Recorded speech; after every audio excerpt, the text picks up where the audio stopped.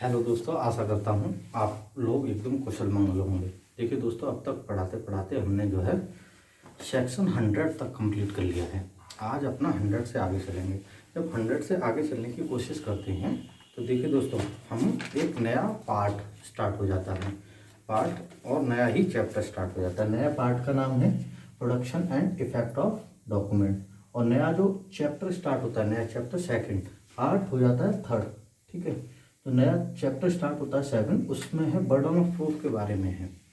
तो आज अपना मेन फोकस रहेगा कि बर्डन ऑफ प्रूफ को समझेंगे। ठीक है, तो देखिए देखिए देखिए दोस्तों, एक बात जो समझाने की है इसमें कि बर्डन ऑफ प्रूफ का मतलब क्या होता है। बर्डन ऑफ प्रूफ का मतलब होता है कि ऑब्लिगेशन, अब मतलब किसी भी फैक्ट को प्रूफ करने की जिम्मेदारी, या हिंदी में कहें सबूत का भार किस पे है। ये बात उठती कब है? देखिए दोस्तों, जब सिविल में या क्रिमिनल केसेस में, देखिए मैं आपको, अगर आपने प्रीवियस लेक्चर्स देखे होंगे तो आप सिविल में जो है प्रूफ करने की जिम्मेदारी कैसी होती है और क्रिमिनल में कैसी होती है ये आप जान चुके होंगे। देखिए सिविल में क्या रहता है, सिविल में रहता है कि मेयर प्रीपोंडरेंस ऑफ प्रोबेबिलिटीज, मतलब आपने अगर किसी डॉक्यूमेंट को मान लीजिए जो 100% प्रूफ किया जाना है उसको 51% प्रूफ कर दिया है, तब भी ये समझा जाएगा कि आपने उस डॉक्यूमेंट को पूरी तरह प्रूफ कर दिया है।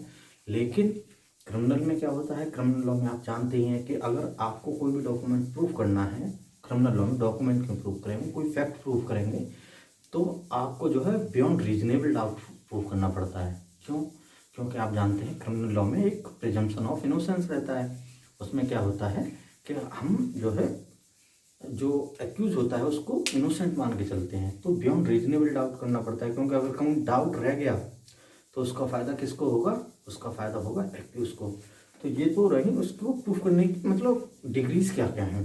अब हम जान रहे हैं, मान लीजिए कोई केस सिविल में फाइल किया, उधर से डिफेंडेंट ने अपना जो है रिटन स्टेटमेंट दिया, इधर से प्लेंटिफ ने अपना प्लेंट दिया, तो कुछ चीज़ों को वो एडमिट कर लेगा, कुछ चीज़ें एडमिट हो जाती हैं। तो जो एडमिटेड फैक्ट्स हैं उन पे तो जो है बात नहीं उठती है केस में। जो एडमिट नहीं है तो उस पर इशू फ्रेम होते हैं, उस पर होती है फिर बहस होती है। तो अब बात ये आती है कि उसमें जो फैक्ट हैं जो एडमिटेड नहीं है उनको प्रूफ करने की जिम्मेदारी किस पर रहेगी। ठीक है, सारी कहानी यहाँ पे आ रही है।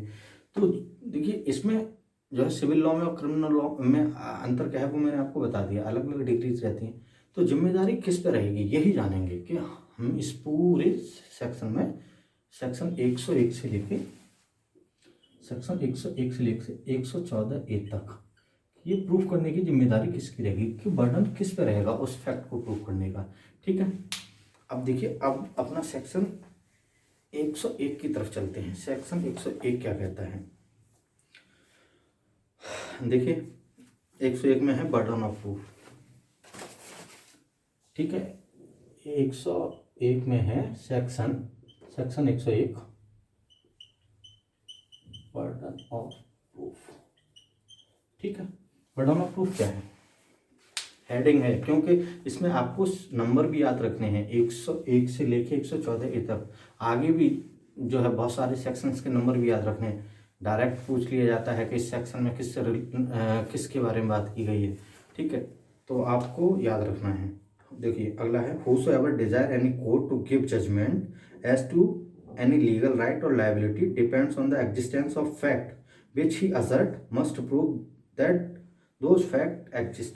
अगर मान लीजिए इसमें यही बात है, अगर कोई आदमी ये कहता है कि कोई फैक्ट एग्जिस्ट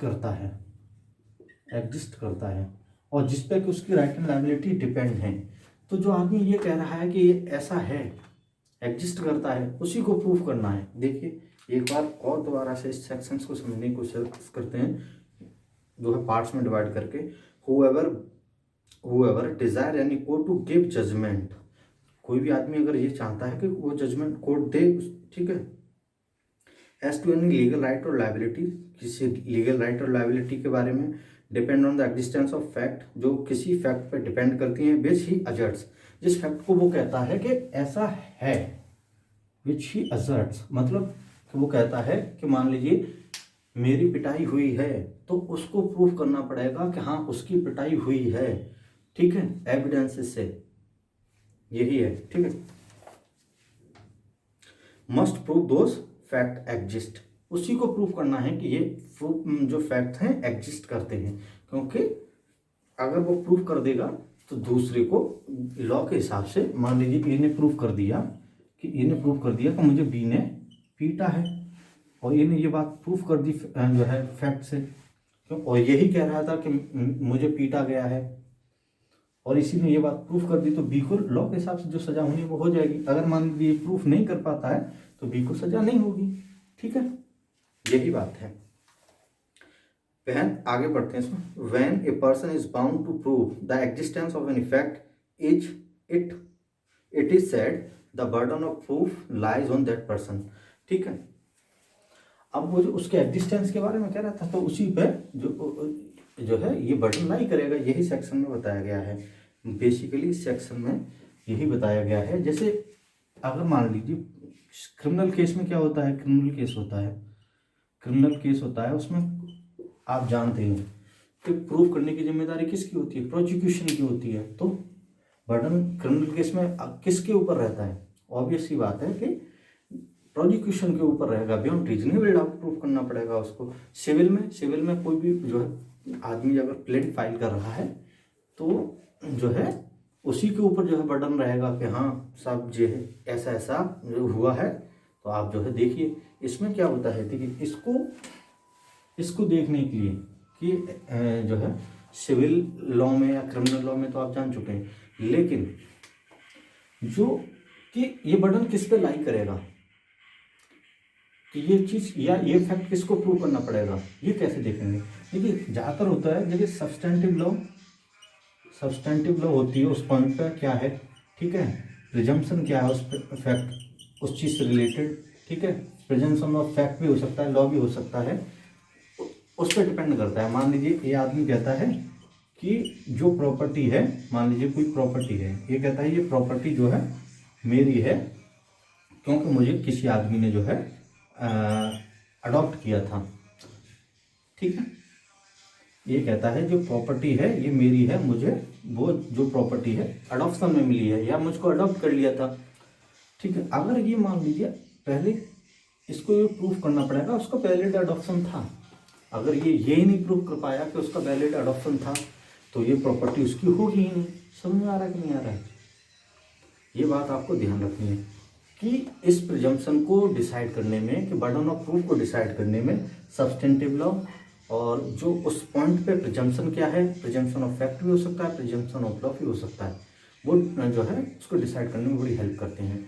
तो पहली बात जो सेक्शन 101 में दी गई है वो ये है कि जो ये कहेगा कोई फैक्ट एग्जिस्ट करता है और जिस फैक्ट पे किसी की राइट एंड लायबिलिटी डिपेंड कर रही है, तो उसी को प्रूव करना पड़ेगा कि ऐसा हुआ है। मान लीजिए कोई व्यक्ति कह रहा है कि उसकी पिटाई लगाई गई है, जैसे मैंने अभी आपको बताया, तो उसको ये बात प्रूफ करनी पड़ेगी कोर्ट में कि उसकी पिटाई लगाई गई है। वो किसी भी फैक्ट से जो है प्रूव कर सकता है, कि जैसे मेडिकल जो है सर्टिफिकेट वगैरह लगा के प्रूव कर सकता है। तो हम यहाँ देख रहे हैं कि प्रूफ करने की जिम्मेदारी किसके पास है, इस केस में किसके पास थी, ए के पास थी। ए का मतलब यहाँ प्रोसिक्यूशन ही रहेगा, आप समझ रहे होंगे इतनी बात तो, ठीक है। मान लीजिए एक और है, और एग्जाम्पल की जरूरत तो मुझे नहीं लग रहा है, ठीक है, समझ में आ ही रहा है। तो अगर कोई फैक्ट को जो है अफर्मली जो है कह रहा है तो उसी की ड्यूटी है कि वो उसको प्रूफ करे। ये तो है सेक्शन 101। देखिए दोस्तों, अब आते हैं सेक्शन 102 की तरफ। 102 सेक्शन 102 में क्या है, 102 में जब जाएंगे सेक्शन 102 में, तो आपको एक वर्ड और बताना जरूरी है, तो आपको समझना है। एक वर्ड होता है ons of proof, ons of. अब ऑनस क्या होता है, जब बर्डन जो है एक पार्टी से दूसरी पार्टी पर शिफ्ट कर जाता है, प्रूफ करने की जिम्मेदारी एक पार्टी से दूसरी पार्टी पर शिफ्ट कर जाती है, उसी को कहते हैं ऑनस ऑफ प्रूफ। ठीक है, आपको इतना ही याद रखना है, जब जो है किसी फैक्ट को प्रूफ करने की जिम्मेदारी एक से दूसरी पार्टी पर शिफ्ट कर जाती है, इसी को कहते हैं ऑनर्स ऑफ प्रूफ। ठीक है, अब देखिए सेक्शन 102 देखते हैं डायरेक्ट, क्योंकि 102 में क्या है कि बर्डन जो है शिफ्ट कर जाता है। कैसे शिफ्ट कर जाता है देखिए, अभी आपको दिखाते हैं। देखिए सेक्शन कहता है on whom the burden of proof lies.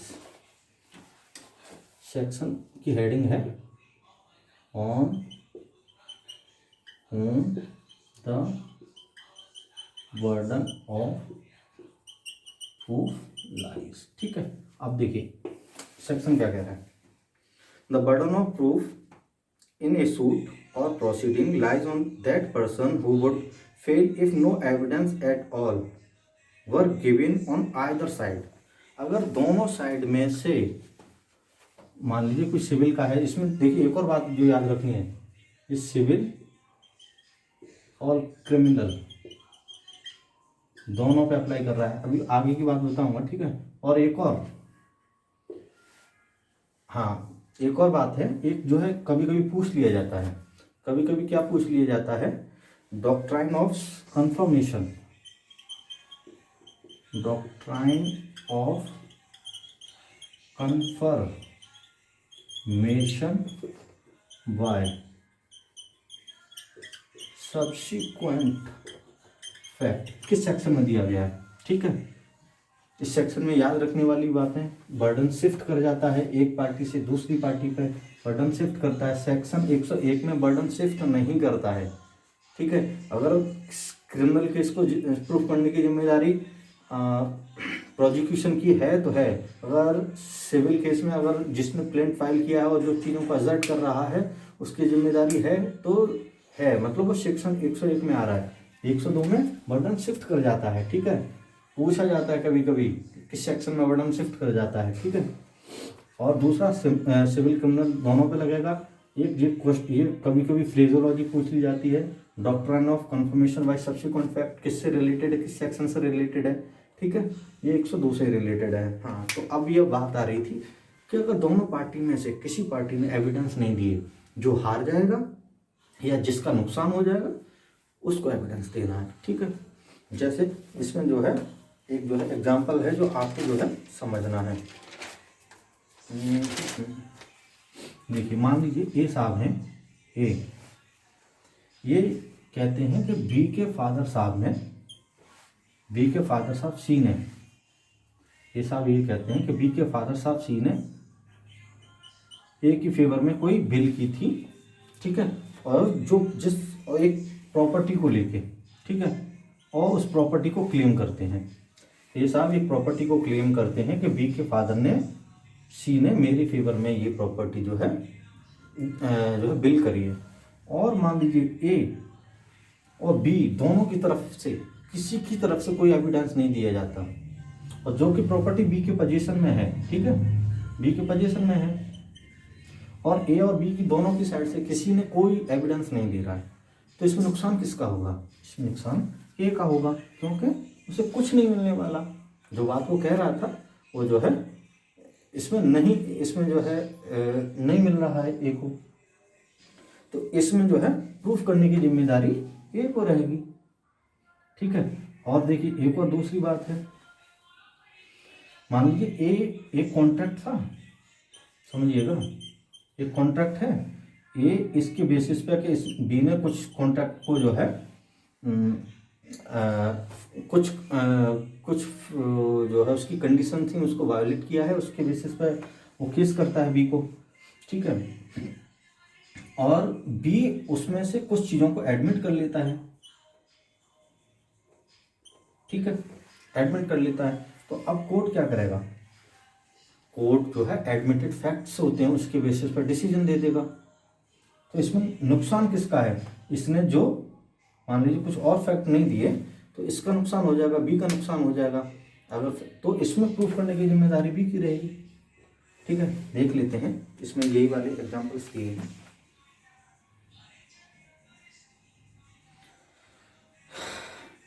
ठीक है, पहला वाला तो आप सबकी समझ में आ गया होगा। ठीक है, दूसरा देखते हैं। The A shows B for money due on a bond. The execution of the bond is admitted.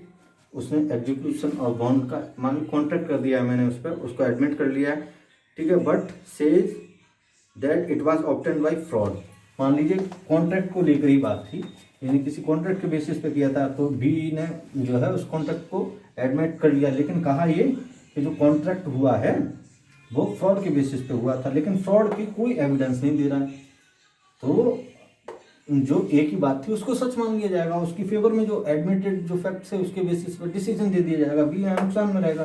तो इस फैक्ट को प्रूफ करने की जिम्मेदारी किसकी है? बी की है। बर्डन मान लीजिए केस तो ए ने किया था, एक बार दोबारा से समझिए। मान लीजिए ए ने तो केस किया था कि वो जो कॉन्ट्रैक्ट है उसके बेसिस पर उस कॉन्ट्रैक्ट के कुछ टर्म्स बी ने एडमिट कर लिए, और ये कहा कि वो जो कॉन्ट्रैक्ट तो हुआ है लेकिन फ्रॉड के बेसिस पे हुआ है। तो फ्रॉड को अगर वो प्रूफ नहीं कर रहा है तो इसकी बात तो सही मानी जा रही है, और बी जो है उस फ्रॉड को प्रूफ नहीं करेगा तो इसकी फेवर में डिसीजन नहीं आएगा, ए की फेवर में आएगा। अगर मान लीजिए नॉर्मली कॉन्ट्रैक्ट होता तो ए को प्रूफ करना पड़ता, अगर वो मान लीजिए उसमें फ्रॉड को क्लेम नहीं करता तो ये सारी बातें जो है ए को प्रूफ करनी पड़ती, लेकिन उसने कहा कि ये जो है फ्रॉड के बेसिस पे हुआ था, तो जो है बटन ए से जो है डी पे शिफ्ट कर गया। अब बी को प्रूफ करना है कि आप बताओ फ्रॉड के बेसिस पे कैसे हुआ है। अगर भी सही से फ्रॉड को जो है वो कर देता है, प्रूफ कर देता है, तो उसको जो है कॉन्ट्रैक्ट नल एंड वॉइड हो जाएगा। अगर नहीं प्रूफ कर पाता, या मान लीजिए दोनों साइड से कोई एविडेंस नहीं आ रहा, उसने फ्रॉड को कहा कि ये एविडेंस फ्रॉड के बेसिस पे ही हुआ था, ऐसे मान लीजिए कि बी ने ये कह दिया कि ये कॉन्ट्रैक्ट जो है सिर्फ और सिर्फ फ्रॉड के बेसिस पे हुआ था, और कोई एविडेंस नहीं देता फिर उस फ्रॉड को प्रूफ करने के लिए, ठीक है, तो नुकसान किसका होगा? बी का होगा। समझ में आ रहा है कि नहीं आ रहा है? ये बात आपको याद रखनी है। इसमें याद रखने वाली बातें यही हैं कि अगर दोनों पार्टी में से कोई भी पार्टी अगर एविडेंस नहीं दे रही तो किसका नुकसान हो जाएगा, वही उसी को प्रूफ करना पड़ेगा।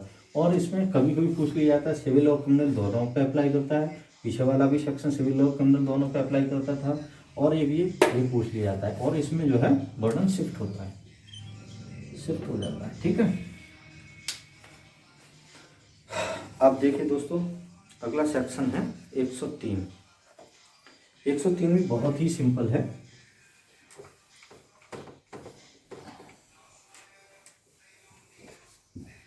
सेक्शन 103 में भी कुछ नहीं है, सिर्फ सेक्शन 103 में इतनी सी बात बोली गई है कि अगर मान लीजिए कोई पर्टिकुलर फैक्ट है और जिस व्यक्ति की नॉलेज में है वो पर्टिकुलर फैक्ट उसी को प्रूव करना होगा, ठीक है। यही है, देखिए पढ़ते हैं क्या है। Burden of proof as to particular fact. Burden of proof as to particular fact, ठीक है। The burden of proof as to any particular fact lies on that person who wishes the court to believe in its existence। जो कहता है कि particular fact exist करता है उसी को ये प्रूफ करना पड़ेगा, ठीक है। Unless it is provided by any law that the proof of that fact shall lie on any particular person. अगर मान लीजिए लॉ ने अगर कह दिया है स्पेसिफिकली कि अगर उसको किसी पर्टिकुलर पर्सन को प्रूफ करना है, वो बात एक अलग है। मान लीजिए स्पेशली बता दिया है, उसको नहीं मान रही। कहने का मतलब जो है कोई भी आदमी अगर पर्टिकुलर फैक्ट को कहता है कि ये एग्जिस्ट करता है तो उस पर्टिकुलर फैक्ट को जो है जो उसी को प्रूव करना पड़ेगा, और चाहता है कि कोर्ट उस पर विश्वास करे कि वो पर्टिकुलर फैक्ट एग्जिस्ट करता है।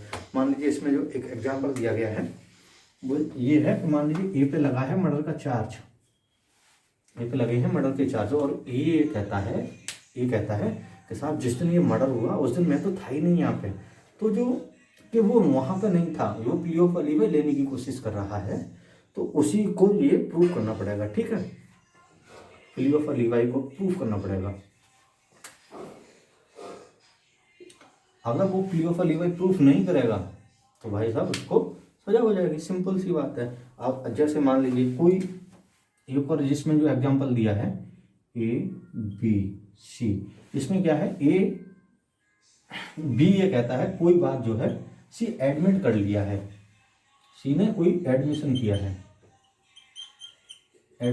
है, मान ठीक है, देख रहा हूं क्या है। A prosecute B for theft, and basis the court to believe that B admitted theft to C। ए जो है बी को थेफ्ट के लिए प्रोसिक्यूट करता है और कहता है कि बी ने ये बात जो है सी से एडमिट कर ली है। तो ये जिम्मेदारी किसकी रहेगी कि उसने जो है उसकी थेफ्ट को एडमिट कर लिया है। अरे भैया ये नॉलेज में किसकी है, आप ये बता रहे हो कि उसने ये एडमिट कर ली है, तो ये पर्टिकुलर किसकी नॉलेज में है, ये आपकी नॉलेज में है कि आप इसको प्रूव कर लें। ठीक है, तो इस एडमिशन को प्रूव करने की जिम्मेदारी एक ही रहेगी। सिंपल सी बात है, इसमें कुछ भी ऐसा नहीं है जो आपकी समझ में ना आया हो। ठीक है दोस्तों, देखिए दोस्तों अब आते हैं सेक्शन 104 की तरफ। इनमें सिर्फ और सिर्फ आपको कॉन्सेप्ट को समझ ध्यान रखना है। 104 में क्या है, सेक्शन 104। देखिए 104 में सिर्फ इतनी सी बात बोली गई है कि अगर कोई फैक्ट डिपेंड करता है किसी दूसरे फैक्ट पे और उस दूसरे फैक्ट का प्रूफ किया जाना पहले फैक्ट से जरूरी है। ठीक है, अगर मान लीजिए इसमें बोला गया कोई फैक्ट जो है डिपेंड करता है दूसरे फैक्ट पे, तो आप पहले दूसरे फैक्ट को प्रूव करें, तभी तो जो है पहले फैक्ट के एविडेंस दे पाएंगे। मान लीजिए आपको डाइंग डिक्लेरेशन, इसमें जो एग्जाम्पल भी दिया है, मान लीजिए डाइंग डिक्लेरेशन प्रूफ करना है, तो आपको पहले ये प्रूव करना पड़ेगा कि आदमी मर गया है। अगर आप जो है उसके मरने के एविडेंस नहीं दे रहे हैं तो आप डाइंग डिक्लेरेशन की भी नहीं दे पाएंगे, तो पहले उसके मरने के एविडेंस दीजिएगा। ठीक है, मान लीजिए आपको सेक्शन 65 में इंडियन एविडेंस एक्ट में सेकेंडरी एविडेंस देने हैं, तो आपको ये प्रूव करना पड़ेगा सेक्शन 65 में जो बहुत सारी कंडीशन दी गई हैं कि इन कंडीशन में आप सेकेंडरी एविडेंस दे सकते हैं, तो पहले आपको वो कंडीशन फुलफिल करनी पड़ेंगी, उसी के बाद आप जो है सेकेंडरी एविडेंस दे पाएंगे। अगर आपने वो कंडीशन ही नहीं फुलफिल कर पाई, मान लीजिए आपने यही नहीं प्रूव कर पाया कि डॉक्यूमेंट खो गया है, तो आप उस चीज़ के जो है सेकेंडरी एविडेंस नहीं दे पाएंगे। समझ में आ रहा है कि नहीं आ रहा है? तो इसमें देखिए सेक्शन की लैंग्वेज पढ़ लेते हैं। The burden of proving any fact necessary to be proved in order to enable any person to give evidence of any other fact is on the person who wishes to give such evidences. ठीक है, अगर कोई fact जो है एक दूसरे fact पर depend कर रहा है तो पहले दूसरा फैक्ट जो जिस पर डिपेंड कर रहा है उसी के एविडेंस दिए जाने हैं। ठीक है, ठीक है, यही है इसमें। अब आते हैं एक सेक्शन 105 की तरफ, देख लीजिएगा। उसमें ऐसा कुछ भी नहीं है जो आपकी समझ में ना आए, नहीं आया तो आप मुझे बताइएगा। ठीक है, 105 में देखिए, 105 में इतनी सी बात है। देखिए 105 को पढ़ने से पहले एक जो क्वेश्चन यहाँ से जो पूछा गया है, कई बार पूछा गया है और लोग गलती कर देते हैं। पहला कि ये criminal civil law criminal law पे अप्लाई करता है कि नहीं करता है। जहाँ जहाँ मैंने आपको नहीं स्पेसिफिकली बताया है वहाँ मान के चलिए वो दोनों पे अप्लाई करता है। जैसे 101 में नहीं बताया, 102 में नहीं बताया, 103 में नहीं बताया, 104 में नहीं बताया, जहाँ जहाँ नहीं बताया है वो मान के चलिए दोनों पे अप्लाई करता है। अब 105 सिर्फ और सिर्फ क्रिमिनल लॉ पे अप्लाई करता है। ठीक है, आपको ये याद रखना है कि 105 सिर्फ और सिर्फ क्रिमिनल लॉ पे अप्लाई करेगा। क्यों अप्लाई करेगा? इस सेक्शन में क्या बोला गया है, इस सेक्शन की लैंग्वेज सिर्फ इतनी सी बात करती है। आप देखिएगा, मैं बेयर एक्ट नहीं पढ़ रहा क्योंकि बेयर एक्ट ऑन कैमरा पढ़ने में बड़ा मुझे अनकंफर्टेबल फील होता है, फिर भी मैं उसकी मुख्य सारी चीज़ें बता दूंगा। लेकिन उसमें 105 में सिर्फ इतनी सी बात करता है कि अगर कोई आदमी कोई जनरल एक्सेप्शन, ठीक है, जनरल एक्सेप्शन को जो है क्लेम कर रहा है, चाहे आईपीसी में क्लेम कर रहा हो या किसी भी लॉ में क्लेम कर रहा हो, अगर कोई आदमी जनरल एक्सेप्शंस को क्लेम कर रहा है तो उस जनरल एक्सेप्शन को में उसका केस आ रहा है तो ये प्रूफ करने की जिम्मेदारी भी उसी की होगी। ठीक है, तो उसको ये प्रूफ करना पड़ेगा कि हाँ उसका केस जो है जनरल एक्सेप्शन में फॉल कर रहा है। ठीक है, दो बातें जिसमें पूछी जाती हैं, एक सिर्फ क्रिमिनल लॉ पे अप्लाई करेगा, ठीक है, और हाँ जो एग्जाम्पल ये है, मान लीजिए ए कहता है, ए पे चार्ज लगा है कि इसने किसी का मर्डर किया है और ए कहता है कि वो मर्डर मुझसे हुआ तो है लेकिन ग्रेव एंड सडन प्रोवोकेशन में हुआ है। तो अब ए की जो है जिम्मेदारी है, क्योंकि ए ने क्या है, ग्रेव एंड सडन प्रोवोकेशन क्या है, जनरल एक्सेप्शन है, तो जनरल एक्सेप्शन को प्रूव करने की जिम्मेदारी 105 के हिसाब से किसकी हो गई, ए की हो गई। अब ए को प्रूव करना पड़ेगा वो सारी सर्कमस्टेंसेस कि वो जो मर्डर हुआ था वो ग्रेव एंड सडन प्रोवोकेशन के कारण हुआ है। ठीक है, यही है सेक्शन कि कि अगर आपने कोई जनरल एक्सेप्शन क्लेम कर लिया है तो जो आदमी उस जनरल एक्सेप्शन को क्लेम करेगा उसी को प्रूव करना पड़ेगा। ठीक है, 105 हो गया। अब 100 अगला सेक्शन है दोस्तों 106, सेक्शन 106। ठीक है, देखिए 103 और 106 में थोड़ा सा डिफरेंस है। जो 103 सेक्शन पढ़ा है उसमें है कि कोई भी फैक्ट अगर पर्टिकुलरली जिसकी नॉलेज में है उसको प्रूव करना है। 106 में है अगर कोई फैक्ट स्पेशली किसी की नॉलेज में है तो उसको प्रूव करना पड़ेगा। देखिए इसकी बेरेट की रीडिंग करते हैं। देखिए इसमें है When a fact is especially within the knowledge of any person, the burden of proving that fact is upon him। कि अगर कोई भी, देखिए बहुत सिंपल सी लैंग्वेजेस में क्या ही बताना है, फिर भी आपको बता रहा हूं। अगर कोई फैक्ट स्पेशली, ठीक है, स्पेशली अगर किसी की नॉलेज में है तो वो उसी को प्रूव करना पड़ेगा कि वो जो फैक्ट ऐसा है। जैसे इसमें जो एक एग्जांपल है, कम से कम 10 बार पूछा गया है कि एक कोई व्यक्ति है तो कि उसके पास रेलवे टिकट था कि नहीं था। जब वो मान लीजिए कभी पकड़ा जाता है ट्रेन वगैरह में तो इसे पूछा जाता है काफी कि उसके पास रेलवे टिकट था कि नहीं था, तो जो ए है उसने टिकट लिया है या नहीं लिया है ये उसी को प्रूव करना पड़ेगा।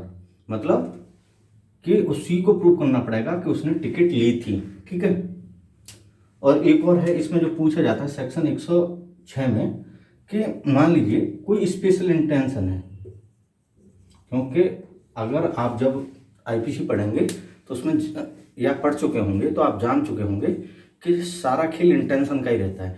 तो कोई भी ऑफेंस है जिसमें स्पेशल इंटेंशन की जरूरत है तो कि वो एक्ट, मान लो एक्ट क्या ऑफेंस बोले, ऑफेंस जो किया गया है वो उस पर्टिकुलर इंटेंशन से किया गया है या नहीं किया गया है, इसकी जानकारी किसे होगी?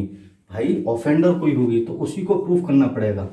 कि मान लीजिए वो ये प्रूफ करने की कोशिश करे कि ये जिस ऑफेंस में ये मान लीजिए एलिगेशंस लगाए गए हैं वो उस ऑफेंस के नहीं है, उससे स्लाइटर के हैं। मान लीजिए उस पर मर्डर के चार्जेस लगाए जा रहे हैं, ठीक है, लेकिन वो कल्पेबल होमिसाइड है। तो ये फर्क कैसे हो रहा है? इंटेंशन से। तो इंटेंशन किसको मालूम होगी? स्पेशली उसी आदमी की नॉलेज में होगी जो ऑफेंडर है, तो उसी को प्रूफ करना पड़ेगा कि उस समय जिस समय जो एक्ट या ऑफेंस हुआ है उस समय उसकी मर्डर वाली इंटेंशन नहीं है, उसकी जो है कल्पेबल होमिसाइड वाली इंटेंशन है। क्योंकि जब आप कल्पेबल होमिसाइड और मर्डर में डिफरेंस पढ़ेंगे तो वहां पे एक डिफरेंस जो है इंटेंशन के बेसिस पे भी किया जाएगा। ठीक है, कि जिसमें इंटेंशन जो है एकदम डायरेक्ट होगी तो वो जो है मर्डर में चला जाएगा, उससे कम होगी या स्लाइटर होगी तो वो कल्पेबल होमिसाइड में आ जाएगा। जब आईपीसी पढ़ेंगे तो उसमें समझाएंगे सही से। ठीक है दोस्तों, तो आप जान गए कि 106 में अगर कोई फैक्ट स्पेशली जिसकी नॉलेज में है उसी को प्रूव करना पड़ेगा। देखिए दोस्तों सेक्शन 107, इन सेक्शंस में कुछ नहीं है, डायरेक्ट पूछा जाता है। देखिए डायरेक्ट कभी कभी पूछ लिया जाता है कि इस सेक्शन 107 से कि प्रिंसिपल ऑफ सर्वाइवलशिप कहाँ दिया है। प्रिंसिपल ऑफ सर्वाइवलशिप, ठीक है, प्रिंसिपल ऑफ सर्वाइवलशिप कहाँ दिया है? देखिए ये सेक्शन 107 में दिया गया है। वो कैसे दिया गया है? देखिए आप जिसकी लैंग्वेज बहुत सिंपल है आप खुद से पढ़िएगा, मैं आपको बता रहा हूँ। इसमें क्या है कि कोर्ट ये प्रिज्यूम करता है कि अगर कोई भी आदमी 30 साल के भीतर जिंदा था तो हम ये मानेंगे कि हाँ वो जिंदा था। मतलब कोर्ट का प्रजम्पशन उसकी जो है जिंदगी की फेवर में है, मतलब उसकी लाइफ की फेवर में है। ये बात ध्यान रखनी है। तो इसी वजह से इसको प्रिंसिपल ऑफ सर्वाइवलशिप कहा गया है। ठीक है, क्योंकि अगर कोई आदमी मान लीजिए ये प्रूफ हो जाता है कि वो 30 साल पहले जिंदा था, कि किसी भी फैक्ट से, मान लीजिए उसने कोई जो है कोई भी डॉक्यूमेंट साइन किया है या कहीं उसकी फुटेज वगैरह है, कुछ भी है, इससे प्रूफ की हो जाता है कि वो जो है प्रिंसिपल, वो जो है व्यक्ति जो है 30 साल पहले जिंदा था। तो कोर्ट ये मान के चलेगा कि हाँ वो जिंदा ही होगा, अभी भी जिंदा होगा। लेकिन अगर जिसको ये प्रूफ करना है कि वो मर गया है, ये बात उसी को प्रूफ करनी पड़ेगी जो इसको जो है कहेगा कि हाँ वो मर गया है। समझ में आ रहा है? तो कोर्ट का प्रिजम्पशन किसकी फेवर में है? क्योंकि कभी कभी 107 और 108 दोनों, देखिए जो है 107 और 107 है presumption in favour of life के फेवर में है, और 108 में presumption in favour of death है। अभी बताऊंगा तब समझिएगा। ठीक है। तो 107 में आपको जो पूछा जाता है वो यही पूछा जाता है। 107 और 108 आइसोलेशन में नहीं पढ़े जाते, कभी कभी एक जो है, कभी कभी क्या, मोस्टली एक केस में दोनों एक साथ भी पढ़े जा सकते हैं, वो आगे बताऊंगा। ठीक है, तो अब आप जान गए कि प्रिंसिपल ऑफ सर्वाइवलशिप से रिलेटेड है और प्रजम्पशन जो है उसकी लाइफ के फेवर में है, लाइफ के फेवर में कि वो जिंदा है। ठीक है, अगर 30 साल तक जिंदा, 30 साल पहले वो जिंदा था तो कोर्ट ये मानेगा अभी भी जिंदा है। ठीक है, देखिए 108 में क्या है, प्रिजम्पशन उसकी डेथ के फेवर में है। आपको पढ़ने पे कंफ्यूजन हो सकता है, लेकिन आप जो है साफ साफ उस पर लाइफ और डेथ सेक्शन के नीचे ही लिख लेना, जिससे कि आपको जो है समझने में आसानी रहे। 108 में क्या है, देखिए 108 में सिर्फ इतनी सी बात है कि अगर कोई आदमी जो उसको नेचुरली जो उसके बारे में जानकारी रखता है, उसके बारे में उसको 7 साल तक कोई जानकारी नहीं हो रही है, ठीक है, तो ये माना जाएगा कि वो आदमी मर गया है। ये मानेगा कोर्ट, ठीक है, कि अगर 7 साल तक, 7 ईयर्स, ठीक है, ये आपने काफ़ी जो है जगह पढ़ा होगा और जो है इसके बारे में ज़्यादा बताने की ज़रूरत नहीं है, तो आप जानते ही हैं। लेकिन इसमें जो बताने वाली बात है, मान लीजिए कि दो बातें हैं कि 107 और 108 एक ही केस में हो सकते हैं। मान लीजिए कोई आदमी 30 साल पहले तो जिंदा था, लेकिन 7 साल से उसके बारे में सुना ही नहीं है, तो जो पहले वाला उसकी जो है लाइफ की फेवर में जो प्रिजम्पशन था वो हट जाएगा और उसकी डेथ की फेवर वाला प्रिजम्पशन आ जाएगा कि अब वो 7 साल से उसके बारे में नहीं सुना गया है तो वो मर ही गया हो गया। तो समझ में आया, ये दोनों सेक्शंस आइसोलेट नहीं है, दोनों से रिलेट करते हैं एक दूसरे से। ठीक है, तो 107 हो गया, 108, हाँ 108 में एक और बात जो है बताने वाली रह जाती है, जो 108 और 107 में अगर कोई भी बात है तो वो स्पेशल डेथ के बारे में बात नहीं करती है। जो है जरा एक मिनट जो साफ करने के लिए कुछ है, देखिए उसमें अगर जो है बात है प्रिजम्पशन की, तो कोर्ट कभी भी कोई एग्जैक्ट डेट टाइम जो है प्रिज्यूम नहीं करेगा। जैसे अगर कभी कोई इशू उठ जाए कि एग्जैक्ट टाइम और डेट को लेके कि प्रिजम्पशन करना है, तब नहीं करेगा। जैसे एक आदमी है, मान लीजिए 1960 में उस मरा है और उसने कोई बिल की है, 2 लोगों की फेवर में की है, एक ही में और बी की में। ठीक है, ध्यान रखिए, इस वजह से बता रहा हूँ। ठीक है, एग्जैक्ट टाइम ऑफ डेथ और लाइफ ये प्रिज्यूम नहीं करेगा कोर्ट। क्यों नहीं करेगा, देखिए कि इसमें क्या है कि अगर मान लीजिए कोई आदमी है जिसने 1960 में कोई बिल की और 2 लोगों की फेवर में बिल की, ए और बी में, और बी जो है मान लीजिए 1953, 7 साल हो जाएंगे ना, 53 से उसके बारे में कोई बात सुनी नहीं गई है या उसके बारे में कोई जानकारी नहीं हो रही है, तो जो डेथ वाला प्रिजम्पशन है, अब क्योंकि जो बी के डिपेंडेंट्स होंगे वो ये चाहेंगे, कोर्ट ये प्रिज्यूम करे कि वो 7 साल के बाद मरा होगा, और जो बी के जो अगेंस्ट होंगे लोग, जो वो ये चाहेंगे कि कोर्ट ये प्रिज्यूम करे कि 7 साल के भीतर मरा होगा। तो क्यों, ऐसा क्यों होगा, ऐसा इस वजह से होगा कि मान लीजिए अगर इसकी लाइफ टाइम में ही मर जाता है बी, तो इसके जो डिपेंडेंट्स होंगे, जो बिल वाली प्रॉपर्टी है इसको ट्रांसफ़र नहीं होगी,